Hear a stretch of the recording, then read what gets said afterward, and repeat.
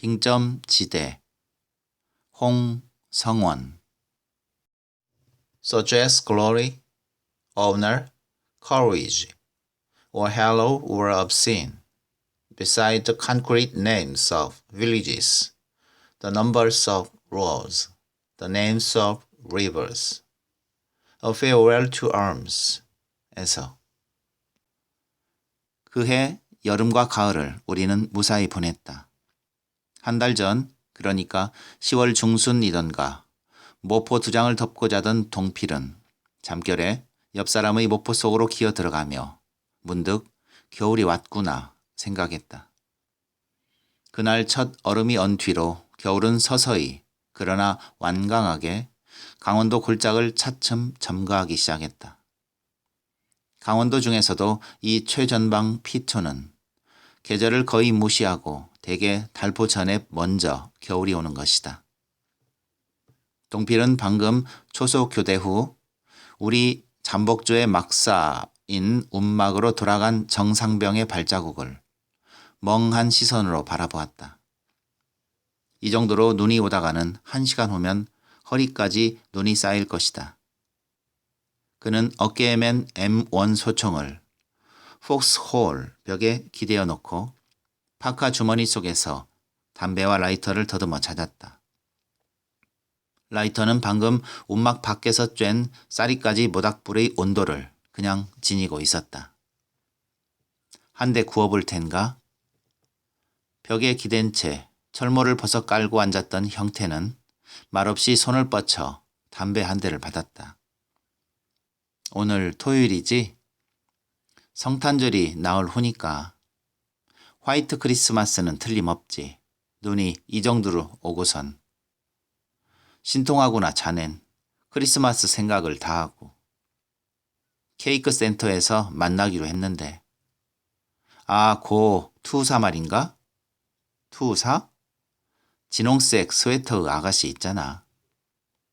형태는 목을 더 깊이 움츠리며 후후 웃었다. 멍들었어. 각상께서 김칫국 마시지 말라는 걸세. 각상이란 김하사의 별명이다. 사단장을 각하라고들 부르는데 김하사는 사단장보다 높다고 해서 각상인 것이다. 언제 말을 했더랬군? 어젯밤 곰보집에서. 막걸리를 아꼈군, 자네? 아니, 그렇지도 않았는데 좌우간 출장 이야긴 말라는 걸세. 예감이 맞군, 그럼. 무슨 예감? 형태는 소총을 지팡이 삼아 짚고 일어섰다. 2가지 예감일세. 뭔 구? 엊그제 팔 지피에서 사고가 났다는 거야. 또 목 베어간 얘긴가? 저쪽 이북 친구가 이쪽 남쪽 지역에서 요요히 산보를 하더라나? 허? 형태는 눈으로 다음 이야기를 재촉했다. 여러 명이 우르르 추격을 했는데 결국 수학은 놈이 흐르고 간 털모자 하나뿐이라더군. 그런데 뭔가 또 우리 빵빵한 놈이 다리에 경상을 입었어. 쏴꾼 그치가? 천만에. 그치가 긁고 온 똥개한테 물렸다는 이야기일세. 그거 완전히 코미디인디? 동필은 담배꽁초를 눈 속으로 튕겨 던졌다. 빵빵 군번이 망신이지. 빵빵 군번이란 학보병 군번이 영령으로 시작되었기 때문에 생긴 호칭이다. 어물전 망신은 꼴뚜기가 시킨다더니. 형태는 철모를 썼다. 그리고 고개를 내밀어 호 밖을 바라보았다.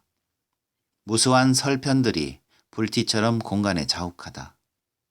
그는 혀를 내밀어 그중 낙하되는 한 놈을 겨냥했다.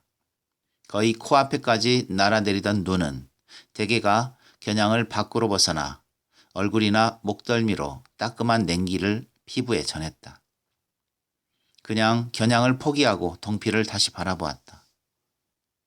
또 무언가 한 가지 예감은 자네 손목에 찬 투가리스 일세. 이게 왜? 그걸 각상이 여간 탐내지 않더군. 뭐야? 좋은 인상 꾸기지 말게나. 그저 그렇단 이야기지. 쌍놈의 새끼. 케이크 센터의 약속을 포기하든지 자네 투가리스를 포기하든지 양자택일이지. 안 되는 흥정 아닌가 이건? 왜? 시계 뒷딱지에 새긴 글자 때문인가? 형태는 잠잠했다. 동필은 순간 좀 심했구나 생각했다. 형태의 투가리스는 작년 학교 재학 시 전국 영어 웅변 대회에서 총장상을 얻은 것이다. 투우사 아가씨는 그 대회 때 이 대학 출전 연사로 같은 총장상을 탄 인연이 있는 것이다. 군대가 좋지. 누구를 위해선가? 자네의 그 열띤 웅변은.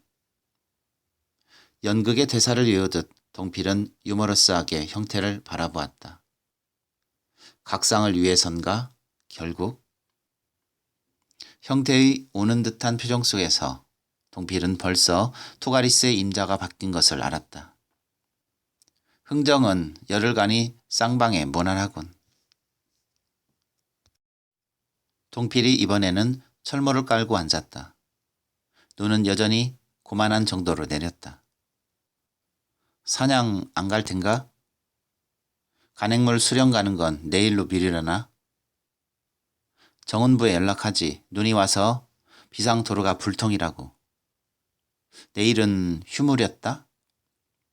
토깽이 2마리면 곰보집 막걸리와 제격인데. 각상 이 새끼가 보내줄런지. 어젯밤 나룡뻥에 120원 차용증을 그리고는 완전히 의기소침이던데. 투가리스 있지 않나. 내일 쉬었다가 모레 새벽에 첫 차를 타게. 휴가증은 스페어를 쓰면 되고. 동필은 흙벽을 2 팔꿈치로 밀고 그 반동으로 일어났다. 그는 철모를 머리에 얹고 호 밖으로 나왔다. 멀리 피촌 쪽을 바라보았으나 시야에는 회백색 공간만이 보일 뿐이다. 왼쪽 칠부 능선을 따라 운막으로 뻗은 비상도로는 커다란 구렁이가 산 허리를 기어가는 형상이다. 그는 작업복 바지의 앞 단추를 끄르고 아주 조그맣게 위축된 섹스를 무수히 껴입은 내복 속에서 더듬어 잡았다. 섹스는 마치 망가진 고무 인형의 팔다리처럼 초라해 있었다. 곧 노란 액체의 기둥이 눈 속에 쏘아하니 묻히자 더운 목간통의 김이 솟듯이 작은 증기의 덩어리가 눈 속에서 피어올랐다. 그는 배설을 끝내고 몸을 부르르 떨었다. 어이, 교대 때에는 눈 속으로 헤엄을 쳐야 될까 보다. 토끼란 놈 되지도 않겠는걸? 전번에 놓친 돼지 한번 추적해보지. 잡아서 중대본부에 운반하면 특별 휴가감이다. 동필은 폭소홀로 기어들어가면서 군화에 묻은 눈을 굴러서 털었다. 비기만 뵈면 솜씨 보여줄 텐데. 100근은 넘었지 그놈. 이번엔 이걸로 들고 가세. 형태는 M1의 놀이쇠를 뒤로 후퇴시키며 약실을 살펴보았다. 그런데 여기 피촌 사람들 겨울엔 무얼 먹고 사는지 굴뚝에 연기 오르는 걸 보면 신통하거든. 2 사람은 나란히 철모를 깔고 앉았다.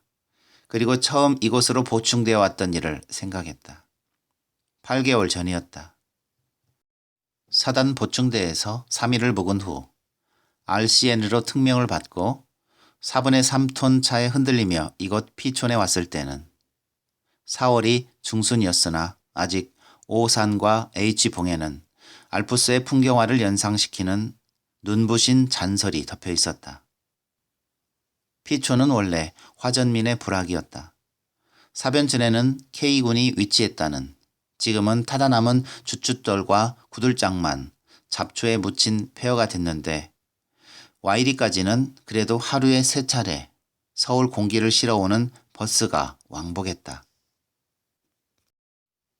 와이리에는 초가집에 다방이 2 있고 너덧의 양철 지붕을 한 군인 상대의 잡화점이 있으며 군대밥 특유의 화근내를 풍기지 않는 우동과 국밥을 파는 밥집도 있다. 더구나 일요일이나 봉급때가 되면 멀리 C군에서 육군 하사를 제일 좋아하는 색시들이 원정을 오기도 하는 민가 100여 호의 번화가다. 그러나 피촌의 경우는 좀 다르다. 와이리에서 불과 8-9킬로의 거리를 두었으나 공병대에서 임시로 놓은 검정 콜타르의 단행교를 지나면 귀가 갑자기 멍하도록 스산한 공포가 전신을 엄습한다. 그 공포는 대개의 경우 늘 단독 무장을 하고 다니는 2-3명의 DMZ 근무병을 보았을 때 비롯된다. 이 단독 무장의 사병들은 거의 표정이 없다. 어깨에 맨 칼 소총의 멜빵을 잡은 손이 너무 꽉 쥐어서 핏기가 없으며 파이버 및 그늘 속에 숨은 두 눈은 항상 수면 부족과 비타민 A의 과잉 소모로 눈물과 눈곱을 달고 있는데 그들의 흐느적한 걸음걸이 속에는 산토끼가 가해자의 불시 습격을 대비할 때 보이는 그러한 민첩함이 스며 있는 것이다. 동필과 형태는 3톤 차가 콜타르의 단행교를 건너가자 문득 얼굴을 마주보고 웃었다. 그 웃음은 거의 패배를 자인하면서 시합에 나가는 선수에게 응원석에서 보내는 그런 격려의 웃음이었다. 저녁 늦게 RCN HQ에 도착하여 일보를 잡고 콧잔병 눈치 속에 식사를 끝낸 동필은 변수 앞에서 무슨 중대한 선언을 하듯 천천히 말했다. 우린 지금부터 서서히 소년 척탄병처럼 영웅이 되는 거다. 피촌을 정말 있는 그대로 보는 데는 별로 오랜 시간이 걸리지 않았다. 다음 날 아침 점호를 끝내고 변소를 신축하라는 인사계님의 말씀에 따라 사방으로 쌀이나무를 베러 갔다. 인사계님은 출발 직전에 잘 닦아서 반짝이는 상사 계급장을 태양으로 향하여 간단한 지형 설명을 일러주었다. 막사 뒤편은 공공고지로 대공초소가 있으니 등산하는 기분으로 올라가면 캐리바 52 규관들의 지옥행을 대대적으로 환영할 거다. 삼각형의 붉은 표지는 지뢰 매설 지역이므로 헬리콥터를 타고 후송 가고 싶은 사람은 들어가도 좋다. 끝으로 남방 한계선 이상을 넘어가면 귀관들은 고암흑해가 되어 1계급 특진의 영광을 가진다. 알겠나? 인사계님의 훈시가 끝나고 두 사람은 위병소를 멀리 우회하여 피촌으로 내려왔다. 마을은 뜬물과도 같이 뻑뻑한 안개가 도도히 흐르고 있었다. 개울폭 7-8m의 계류가 촌락 폭판을 지나고 그 양편에 20여 개의 민가가 조밀하게 놓여 있으며 멀리 빙하시대에 흙을 씻어 보낸 듯한 암석의 단해가 그리스 신화의 거인족처럼 계류변에 열병 자세로 늘어서 있었다. 이쯤 되면 이 마을은 전쟁과 전혀 무관한 사이였어야 옳지 않을까? 문가의 동필은 혼자 중얼거렸다. 형태의 시계가 9시를 가리키자 안개는 차츰 썰물이 빠지듯 계곡 하류로 흘러갔다. 두 사람은 마을 복판의 징검다리를 건너며 각기 어젯밤 불침번 시간에 써두었던 서울행 엽서를 주머니에서 꺼냈다. 이거 제대로 임자를 찾아갈까? 도대체 우체통이 펴질 않는군. 빨리 가세. 사람이 기다리겠는걸. 야전 상의에 털모자를 쓴 나이를 짐작할 수 없는 민간인이 빈 지게에 낫을 들고 이쪽으로 건너가기를 기다리고 있었다. 아저씨, 여기 우체통이 어디 있습니까? 민간인은 낫을 들어 계곡 하류를 가리켰다. 우체통은 없고 저 돌담집에 편지를 맡기슈. 와이리서 사흘에 한 번씩 자전거 탄 배달부가 옵니다. 오늘이 그 사흘째인가요? 웬걸요? 어제 다녀갔는데. 동필이 다음 말을 계속하려는데 2와 2분의 1톤 차가 타이어 밑으로 자갈을 튀기며 이쪽으로 굴러왔다. 차에는 쌀가마와 드럼통과 콩나물이 실려 있었다. 부식차인가? 하루에 한 번씩 다닌다는군. 그런데 겨울철에 눈사태라도 나면 보름도 좋고 한 달도 좋고 오지 않을 수도 있다는 거야. 그럼 이곳 친구들은 굶어 죽기 마련 아닌가? 그럴 수야 없지. 월동 준비용으로 3개월분의 비상식량이 준비됐다는 일종개님의 설명이야. 두 사람은 돌담집에 편지를 맡긴 뒤 산에서 쌀이를 베러 가는 대신 민가에서 베어놓은 나무 2단을 사서 메고 부대로 돌아왔다. 부대에는 다음 작업이 기다리고 있었다. 그날 밤 RCN에는 번갯불에 콩 볶아 먹는 CPX가 있었다. 지뢰지대에 산화가 일어나 밤을 새우고 매설된 지뢰가 터졌던 것이다. 진화 작업은 다음날 새벽부터 시작되었다.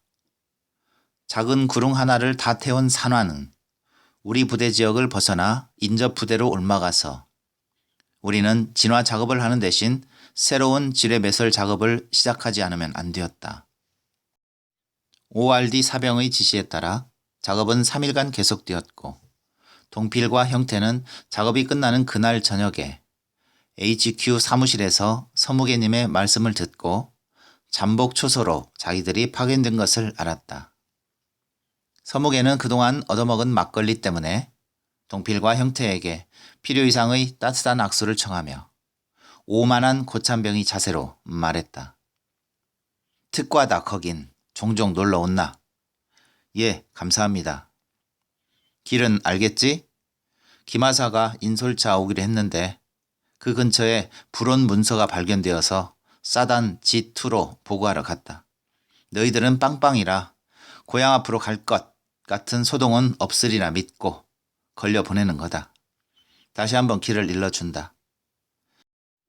여기 피촌에서 서북방으로 한 2km쯤 가면 지붕을 잡초로 덮은 독립가옥이 나타난다. 그 집이 유명한 곰보집인데 너희들이 가끔 술 신세를 져야 할 곳이다. 호주머니가 허락하면 술 한 서너 대쯤 들고 들어가서 신고하는 게 좋다. 김하사는 이름난 술 도깨비니까 말이다. 네, 알겠습니다. 아차, 한 가지 중요한 경고를 잊고 있었구나. 곰보집에 댕기머리의 처녀가 하나 있다. 김하사 앞에서는 절대로 처녀를 아는 체 하지 마라. 김하사가 종종 꼬질 때 수입을 하는 처지니까 말이다. 이상. 두 사람은 그 후 7개월간 줄곧 이곳에서 잠복 근무를 했던 것이다. 눈송이가 차츰 뜸해지며 바람이 자기 시작했다. 그칠 모양인가? 이 정도면 토끼 사냥은 딱 좋은데. 동상 예방을 위하여 발을 구르던 형태가 파카킷을 올리며 하품을 했다. 동필은 일주일 전치 K신문의 연재소설을 보다가 여자 주인공의 정부가 되는 자기 자신을 머릿속에 그리며 어깨를 추스르고 일어섰다. 교대 시간은 아직 멀었나? 20분 초간데 저녁 염을 먹고 올라오겠지. 발끝에 감각이 차츰 멀어져서 이젠 멍한 통증만이 전해왔다. 그때 두 사람은 멀리 스피커 소리를 들었다. 또 왕왕대기 시작인가 보군. 스피커 소리는 거의 알아들을 수 없었다. 저 소리를 몇 명이나 듣고 공산주의를 사랑하는 마음이 생길꼬? 이 스피커 소리는 그들이 보충되어 온 이래 사흘에 한 번씩 조석으로 듣는 북한의 대남 방송이었다. 놈들은 자기네 높은 지피에 직경 3-4m의 스피커를 장치하고 Y리, C군, P촌의 순서로 스피커 방향을 번갈아 바꾸며 꾸준히 북한 선전과 남한의 욕을 들려주는 것이다. 요즘 에드벌룬 공세가 잠잠하니 희한하군. 풍향이 나빴던 게지. 놈들은 때때로 남동풍이 불면 에드벌룬에 붉고 푸른색의 인쇄물을 실어서 이쪽으로 날려보내기도 한다. 인쇄물에 실린 활자 내용은 한결같이 북한은 파라다이스이고 남한은 소돔성이라는 것을 강조한 문구로 일관해 있다. 전화 연락해서 빨리 오라고 하지. 교대 시간 30분 초가 아닌가? 연락했자. 새까만 쫄병, 말이 많다는 핀잔밖에 없네. 동필이 전화기에서 물러서자 형태는 등 뒤에 걸린 TS10을 떼어 귀로 가져갔다. 독수리 하나, 여기는 독수리 둘이다. 감 잡았으면 3번 불어라 이상. 응답은 즉시 왔다. 김하사의 바리톤 목소리가 옆에 서 있는 동필의 귀에도 또렷이 들렸다. 야, 독수리 둘, 귀찮은 일거리 생겼다. 임마, 곧 올려 보낼 테니까 조금만 더 동태대라. 무슨 일거리입니까? 비상도로에 제설 작업을 하라는 거다. 그걸 왜 우리가 합니까? 밤송일 까라면 깠지. 빵빵놈의 새끼가 말이 많다. 야 임마, 중대병력은 엊그제 팔집비에서 놓친 무장 간첩 사냥을 가고 제설 작업을 할 병력이 한 놈도 없다는 거다. 아까 5놈 삽 들려서 보냈으니까 곧 끝내고 올 거다. 정 추우면 비워놓고 내려와도 좋아. 고맙습니다 각상. 아차, 실수를 했구나 하고 다음 말을 기다렸으나 김하사의 전화는 벌써 끊어져 있었다. 움막에는 김하사 홀로 난로가에 앉아 있었다. 월동용 연탄을 거의 다 소모했기 때문에 나무를 떼고 있는 난로는 매캐한 연기를 2칸 넓이의 움막 안에 가득 채웠다. 두 사람이 M1 총을 총거리에 세우고 무릎과 군화에 묻은 눈을 털자 김하사는 연기로 지저분해진 얼굴을 들어 문 밖을 턱지댔다.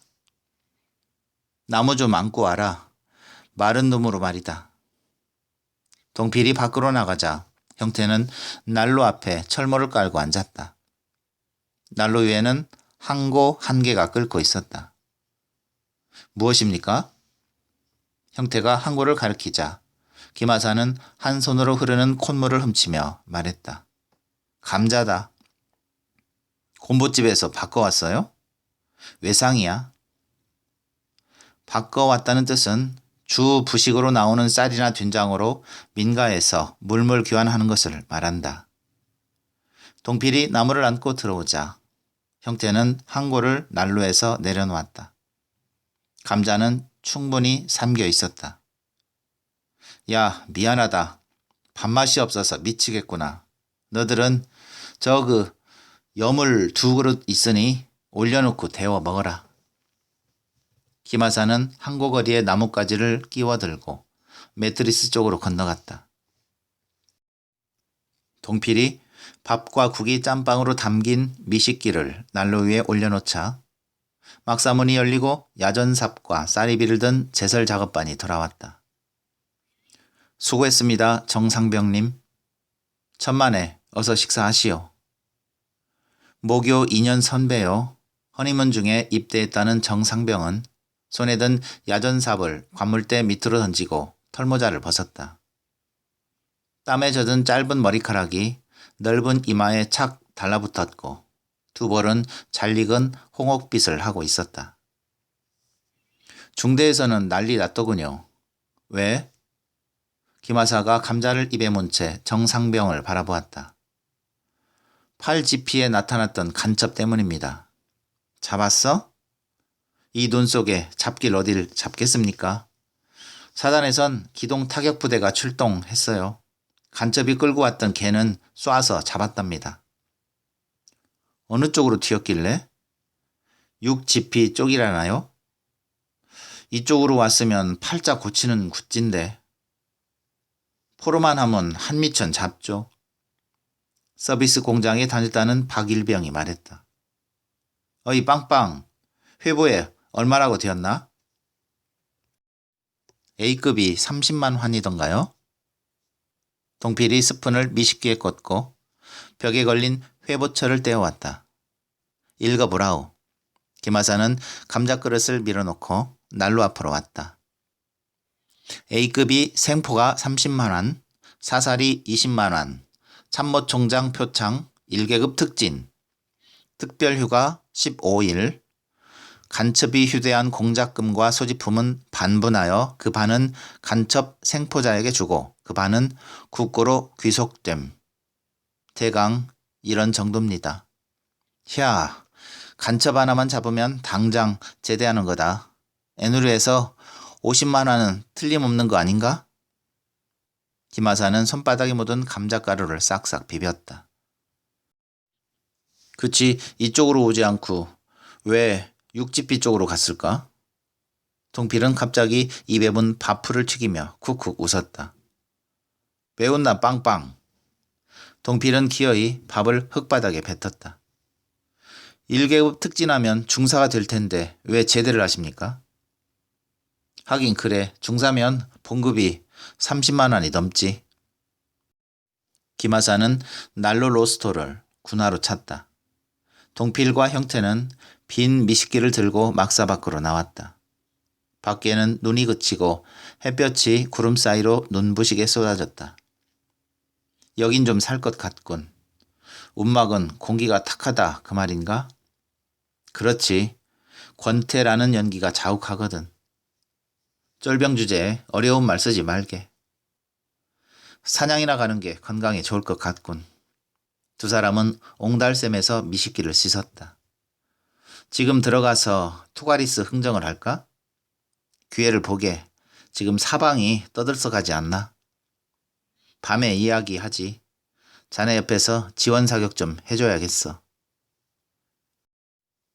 막사에 돌아오니 황일병과 박일병은 폭스호울로 올라가고 없었다. 정상병이 김하사의 편지를 대필해주고 나머지 사병들은 다음 교대를 위해서 모포를 덮고 자고 있었다. 김하사님, 저녁에 술 좀 하시죠. 편지 내용을 열심히 설명하던 김하사는 허리를 펴며 동필을 바라보았다. 술? 그거 좋지. 어젠 나이롱뻥에 멍 잡았어. 오늘은 일진이 좋아서 끝발 날 거야. 아니, 술은 우리가 낼 테니까요. 안주를 담당하라 그 말씀이시군. 천만에 안주도 우리가 내죠. 야, 시시한 소리 마라. 이젠 곰부집에 김치도 떨어진 모양이더라. 우리 김치 같은 식물성 안 좋아합니다. 동물성으로 다 하죠. 근사한. 멸우치 말이냐? 시시합니다, 김하사님. 그럼 카빈 실탄 한 케이스만 하고 M1 실탄 한 크리프만 주시면. 야, 새끼들 또 사냥이가? 이런 눈속이면 토끼는 손으로도 잡힙니다. 너희들 도대체 그동안 토끼 몇 마리나 잡았나? 겨우내 토끼 3마리에 비둘기 2마리 잡고선. 사정이 다르죠, 그땐. 야간 교대 때 졸지 마시고 일찍하니 해골 모시지. 이번엔 틀림없이. 형태가 뒤통수를 벅벅 긁으며 바보처럼 웃었다. 사냥이 그렇게 좋은가 너들? 심심해서요. 동필은 문득 이 심심하다는 표현이 좀 부족하다고 느끼면서 덧붙였다. 숨이 막히거든요. 여기 이런 근처가. 잠잠하던 정상병이 대필 편지를 접으며 말했다. 보내주시죠. 그래, 키마이다. 그렇지만 오늘도 빈손으로 오면 빠따로 모실 테니 알아서 기어라. 네. 산은 조용했다. 40cm 두께로 쌓인 적설은 모든 음향을 차단하고 있었다. 가끔 약하지만 날카로운 바람이 나뭇가지 끝을 흔들어 그 위에 쌓인 눈가루를 날려서 햇빛에 반짝이는 금속의 가루처럼 보이게 했다. 방금 온 눈의 푹신한 표면을 군화가 지나가자 눈을 흠뻑 뒤집어 쓴 나뭇가지 속에서 작은 굴뚝새들이 풍구 소리를 내며 떼를 지어 날았다. 이 작은 새들은 겨울이 되면 대개 달의 덩굴이나 뱀딸기 덩굴 속을 둘지가 풀 속을 기듯이 낮게 날아다닌다. 비상도로와 연결된 산등성이를 올라와서 두 사람은 잠시 망설였다. 맞은편에 보이는 바위산은 전날 돼지를 놓쳤던 산이다. 산 중어리 오부 능선을 따라 트럭 한 대가 겨우 지나갈 만한 길이 나 있었다. 괴뢰군이 보급 추진을 위해서 K군 군민들을 동원하여 놓았다는 도로다. 지금은 사태와 잡초가 무성하여 도로가 있었던 흔적만 보일 뿐이다. 도로가 끝나는 곳에 지도상의 이름이 오른 H봉이 시작되고 그 봉의 북쪽 살록이 적과 마주한 아군의 구지피다. 돼지를 쫓느냐, 토끼를 잡느냐인데 우선 H봉 쪽으로 가보지. 두 사람은 장탄된 소총을 거꾸로 메고 15도 정도의 비탈길을 내려갔다. 그늘 쪽을 벗어나 태양을 향하고 걷는 그들 앞에 키를 약간 넘는 관목숲이 시작되었다. 토끼라도 있음직한데? 10여 년을 사람의 발이 미치지 못한 이곳은 눈이 아니라도 발이 무릎까지 빠지는 가랑잎이 쌓여 있었다. 관목의 가지를 어깨로 스칠 때마다 눈가루가 목과 얼굴로 톱밥처럼 무겁게 뿌렸다. 약간 거리를 두고 앞서가던 동필은 간단히 비둘기 2마리를 튀기고 멍하니 섰다. 지금 난 거 뭔가? 평화를 상징하는 셀세. 비둘기는 허공에 직선을 그리며 그들의 폭스홀 쪽으로 내려앉았다. 안전장치를 풀어야겠어. 동필이 말하자 형태는 털모자 앞챙을 내리며 고개를 끄덕였다. 산은 다시 완만한 오르막길이었다. 이럴 줄 알았으면 수렵법 초보라도 읽어두는 건데. 두 사람은 지난 가을철에 쌀이 버섯을 따던 습지에 도착했다. 지금은 얼음이 엄청난 두께로 얼어서 그 밑으로 흐르는 물소리도 들리지 않았다. 발밑을 조심하게. 빙판일걸? 동필이 뒤를 돌아보자 형태는 벌써 눈 위에 주저앉아 있었다. 경고가 늦었어. 활짝 웃던 형태의 시선이 갑자기 동필의 어깨 너머로 초점을 모았다. 동필은 아무것도 볼 수 없었으나 천천히 어깨에서 칼을 내렸다. 돌배나무 둘째 가지를 보게. 비둘기인가? 비둘기라면 너무 작아. 박새 아닐까? 갈겨보세. 자네 총으로 갈기게. 이걸로 때리면 고기도 하나도 안 남을걸? 좋아. 동필은 서서히 총구를 올리며 앉아 쏴 자세를 취했다. 가늠쇠를 통한 가늠자 위에 목표물이 나타나면 되는 것이다. 방화쇠를 건 장갑 낀 손가락이 너무 투박했다. 그는 다시 총구를 내리고 장갑을 벗었다. 박새는 웅크린 자세 그대로 가지 사이로 비치는 햇볕 속에 일광욕을 즐기고 있었다. 태어나구나 그놈. 지옥행 10초 전. 총성이 울리자 사방에서 눈가루가 날리고 목표물은 줄 끊어진 저울추처럼 수직으로 낙하되었다. 정통이다. 두 사람은 돌배나무 밑으로 갔다. 서너 개의 회색빛 새털이 눈 위에 흩어졌고 목표물은 눈 속에 묻혀 있었다. 집어든 박새는 어디를 맞췄는지 분간할 수 없도록 엉망이 되어 있었다. 고기는 하나도 없군. 망가진 두 날개를 흔들며 형태는 서운한 표정이었다. 버리게. 원래 고기 보고 쓴 게 아니잖나. 다리에 살은 그냥 있어. 박새도 먹나? 먹으면 먹는 거지. 각상은 까마귀도 구워 먹더군. 그렇게 아깝다면 크리스마스 선물로 투우사 아가씨에게 소포로 보내게나. 기발한 선물이지. 칠면조 대신으로. 형태의 투가리스가 14시를 가리켰다.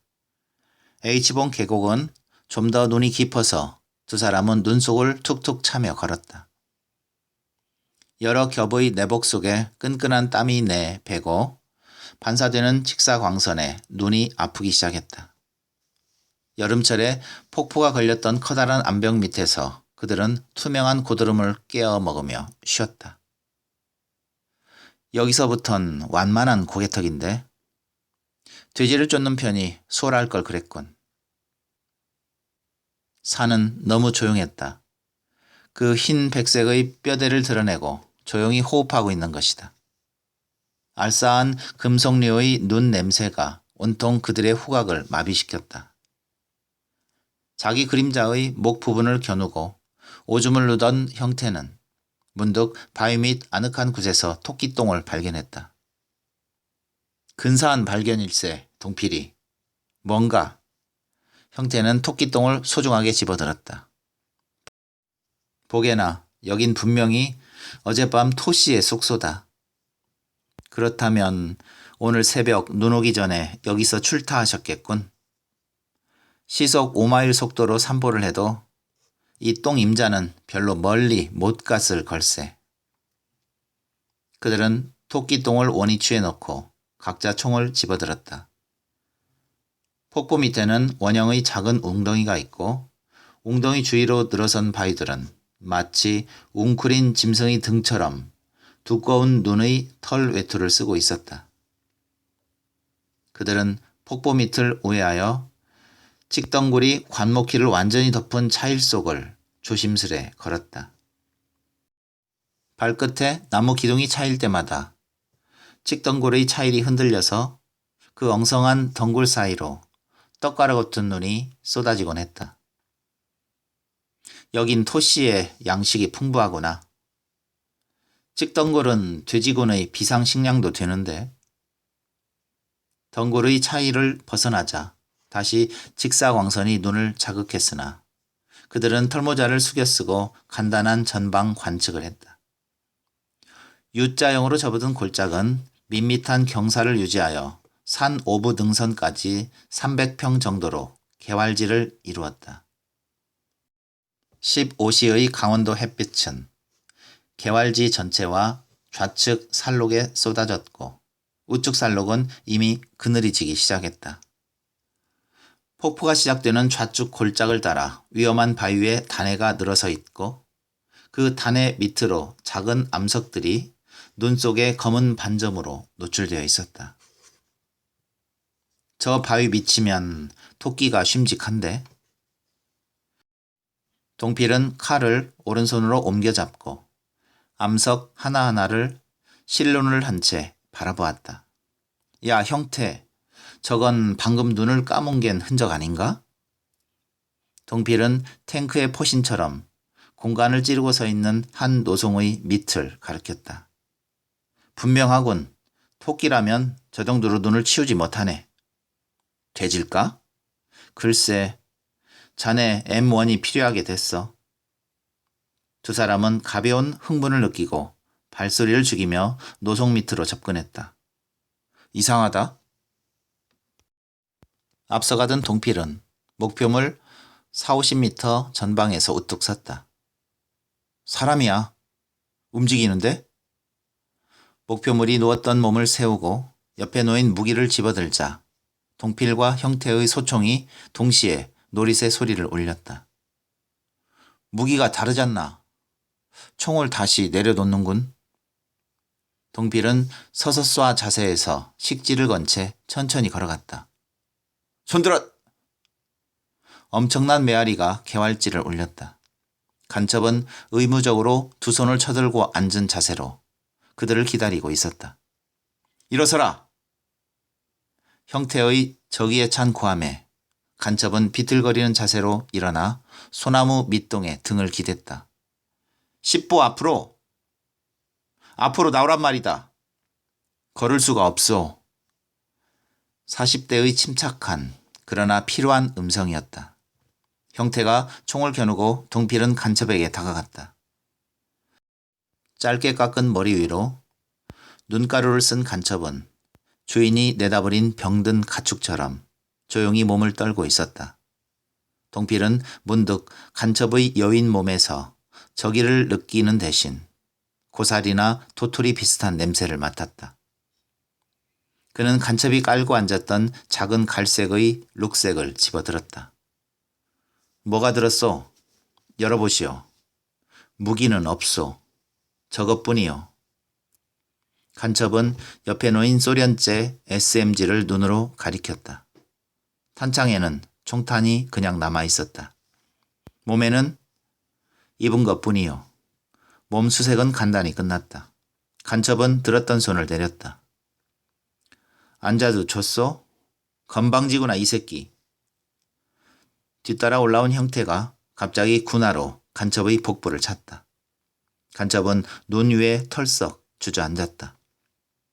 놔두게. 손발이 동태처럼 얼었네.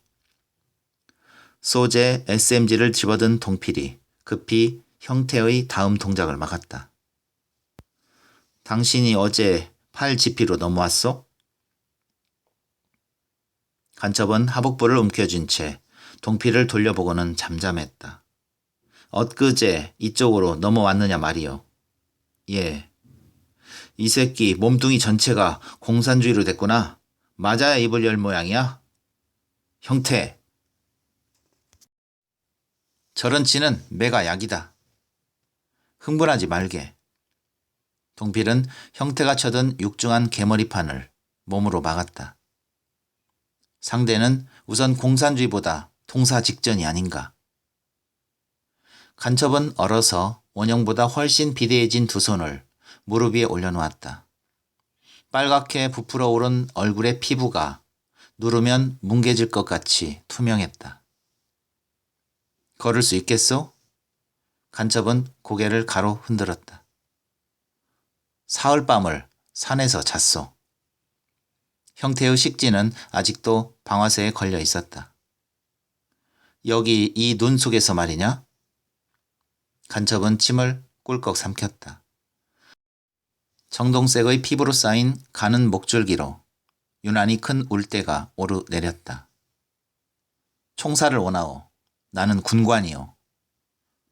형태는 문득 간첩의 핏발 어린 피로한 눈동자에서 적의가 없다는 것을 비로소 알았다. 그는 동필을 바라보았다. 장교라는데? 동필은 묵묵히 파카 주머니에서 라이터와 담배를 꺼냈다. 장기 한 마리가 맞은편 그늘 속으로 요란한 날개 소리를 울리며 내려앉았다. 담배 피겠소? 나는 첩자가 아니오. 간첩은 주머니에서 손을 빼며 빠른 동작으로 그 손을 입으로 가져갔다. 순간 동필의 주먹이 간첩의 얼굴을 덮쳤다. 뱉으시오. 뱉으란 말이다. 동필은 필사적으로 간첩의 입에 손을 밀어 넣었다. 살 수 있다. 너는 바보짓 마라. 간첩은 볼에 동필의 주먹을 맞고 즉시 반항을 포기했다.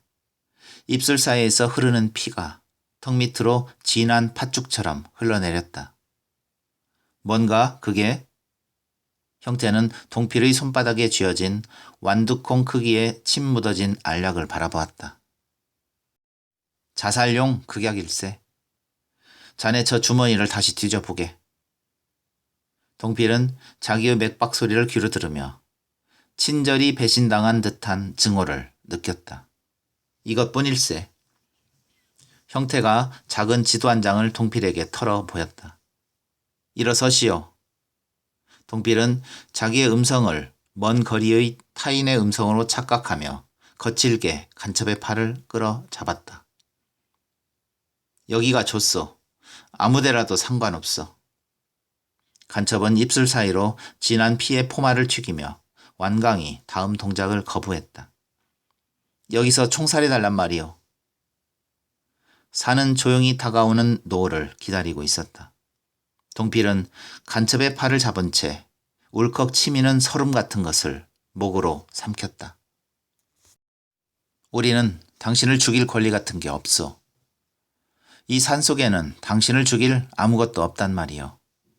죽고 사는 문제는 저 사람들이 사는 마을에서 이야기하시오. 간첩은 갑자기 허탈한 시선으로 멀리 폭포 쪽을 바라보았다. 고문으로 내 입이 열리진 않을 거요. 그는 비틀거리며 일어섰다. 다리가 얼었소. 당신들 힘을 빌려야겠소. 동필은 파카를 벗어 SMG와 함께 형태에게 주었다. 어쩔 셈인가? 업구 가려내. 산은 그 웅장한 등과 허리를 드러내고 평안한 자세로 밤을 기다리고 있었다. 동필은 보기보다 가벼운 간첩의 체중을 등으로 느끼며 이 언어가 통하지 않는 인간의 자세가 누구 때문인가를 잠시 생각했다. 폭포 앞에서 그들은 쉬었다. 마을 쪽에서 산 위로 부는 찬 바람이 그들의 얼굴에 잿빛의 텁텁한 눈가루를 뿌렸다. 내 파카를 빌려주게. 형태는 간첩의 머리 위로 동필의 파카를 씌워주었다. 주객이 전도되는군. 이 가당찮은 친절도 저 마을에서는 통하지 않을걸. 대남방송의 마이크 소리가 다시 들려오기 시작했다. 동필은 간첩을 업었다. 고향이 어디요? 서울이요. 언제 월북했어? 사변 때요. 동필은 등과 등으로 전해오는 따뜻한 체온에 처음으로 신경을 쓰기 시작했다. 산에서 내려올 생각은 없었어? 그는 문득 자기의 질문이 소학생의 구구법처럼 너무 간단하다고 생각했다. 자수할 생각 말이요. 간첩은 잠잠했다. 코에서 뿜는 불규칙한 호흡이 동필의 목덜미를 끈적하게 했다. 어쩌면 당신은 살 수도 있어. 우리가 30만 원과 1계급 특진을 포기하면 말이요. 자수하라는 말이요? 그렇지. 세 사람이 비상도로로 들어서자 간첩은 옮겨엎은 형태의 등에서 말했다. 자수하면 살 수 있습니까? 동필은 어둠 속에서 파카 외투에 묻힌 간첩의 눈썹이 직선으로 몰리는 것을 알아볼 수 있었다. 막사 안에서는 자욱한 연기 속에 난로가 크래커 소리를 내며 타고 있었다. 동필이 문을 열고 들어서자 대안등을 폭판에 두고 나이롱뻥을 하던 김하사가 마주 앉은 사병들의 어깨 너머로 문 쪽을 바라보았다. 야, 빵빵 아저씨들 일찍 오시는구나. 오늘도 빈손인가? 응? 토끼 대신 손님을 모셔왔습니다. 뒤따라 들어선 형태가 난로 앞 매트리스 위에 간첩을 내려놓았다. 등불 속에 반짝이는 여러 개의 시선이 일시에 간첩의 몸뚱이를 수색했다. 김하사는 손에 들었던 화투장을 놓고 한 등을 간첩의 얼굴로 가져왔다. 이거 팔지피 그치 아닌가? 그런 모양입니다. 어디서 잡았나? 폭포 뒤에서 모셔왔죠. 김하사는 혀끝으로 두 입술을 핥았다. 그리고 갑자기 동필을 향해 짧은 목을 바로하고 공격 자세를 취했다. 너들은 내 부하다. 사냥을 내보낸 것도 나다. 반드시 토끼 사냥만 하라고 내보낸 건 아니다. 이걸 나중에라도 분명히 해둬라. 그럴 필요도 없게 됐습니다. 동필은 소제 SMG를 김하사에게 건네주었다. 산에서 우릴 보고 걸어오더군요. 걸어와? 지발로 말이가? 본인한테 물어보십시오. 잔소리 마라, 빵빵 놈의 새끼야. 그는 동필에게서 시선을 옮겨 간첩을 바라보았다. 먹이를 앞에 둔 맹수의 눈길처럼 김하사의 눈동자에는 자신과 살기가 충만해 있었다. 너 바른 대로 대라, 이 빨갱이 새끼. 입술 사이에 경유처럼 잔뜩 낀 침을 바른 김하사는 갑자기 두 손을 들어 간첩의 얼굴을 후려쳤다. 바른 대로 안 되면 죽여줄 테다.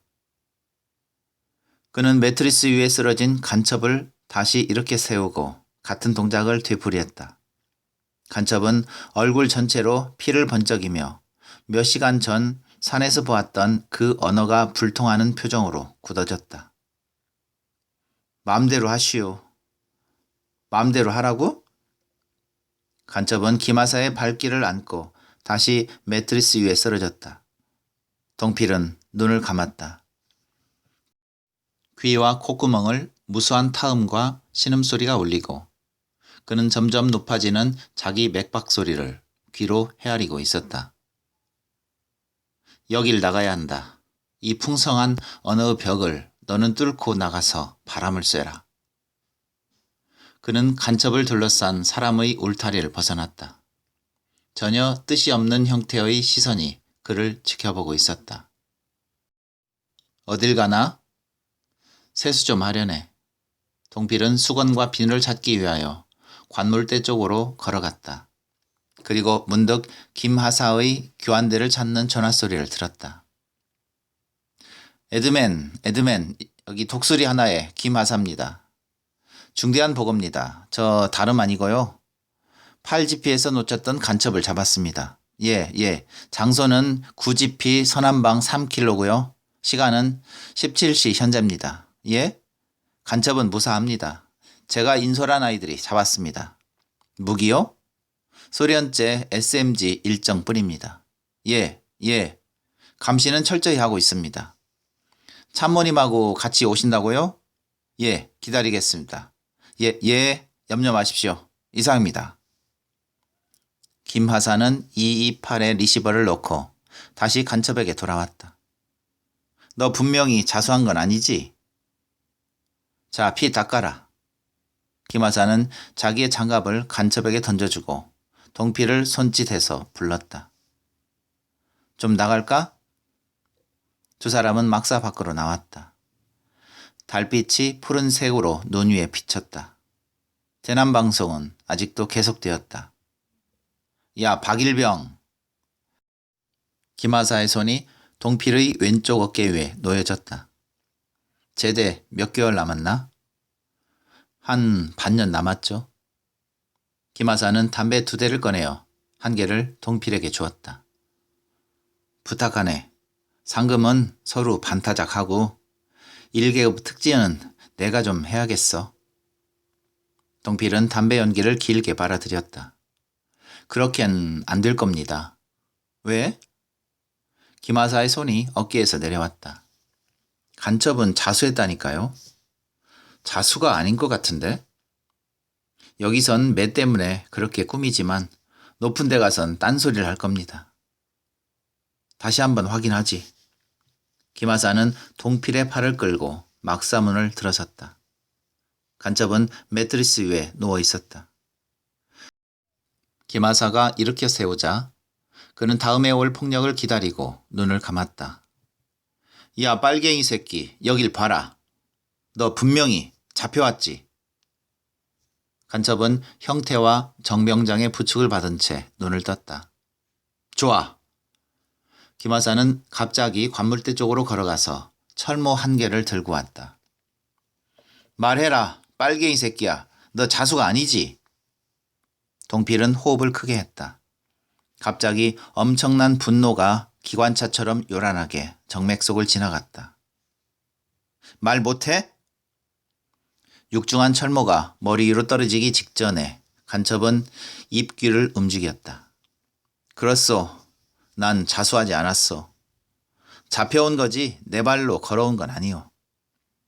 순간 동필은 실 떨어진 연처럼 허탈한 심정으로 간첩의 옆자리에 털썩 주저앉았다.